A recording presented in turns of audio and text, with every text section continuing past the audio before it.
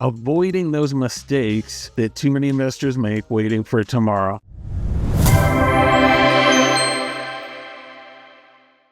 So a lot of times, even when they do take action, they have a tendency of saying, well, I'm going to just do what I can now and I'll solve all these problems in the future, right? Business structures, LLCs, insurance, blah, blah, blah, blah, blah. And they save themselves a lot of trouble if you do it right the first time from square one.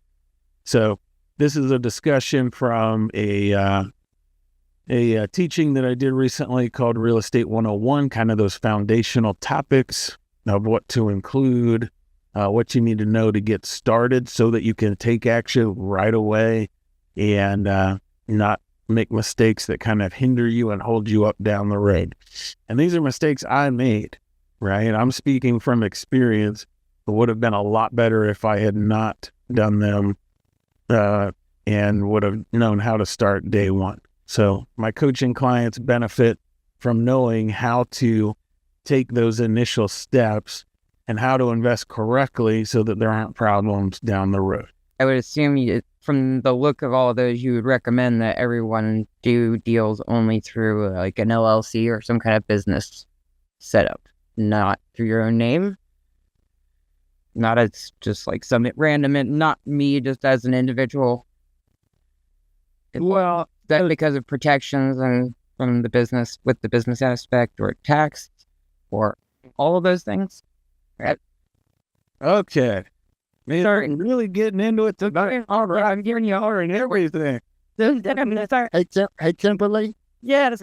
you're a bad woman because you were reading my mind. You're So, okay. Perfect question. So, one, because it was kind of, it came from the credibility kit. So the credibility kit, the more personal you make it, the better. Okay. So it's not me in a nice shirt, right, on the kit. It's me and my family, wearing ratty t-shirts. So because it is a relational, you want it to be very personal. But for security and tax purposes, you're going to want to structure the deals.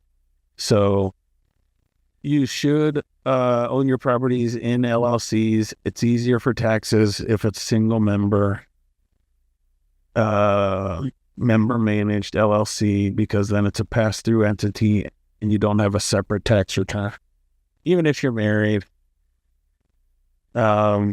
if you're trying to distinguish passive and active income, and once your business gets to a certain size, then you would want to have some other kind of corporation that's active and let your ownership entities be passive. So let's say you have an S Corp that pays you a salary and that's your active income. And then it's, what management company does flips, does wholesales, whatever. It does anything active. It has liability. And then it pays the proceeds out to the holding companies that are passive and don't have liability. And that distinguishes active and passive income, which is taxed differently.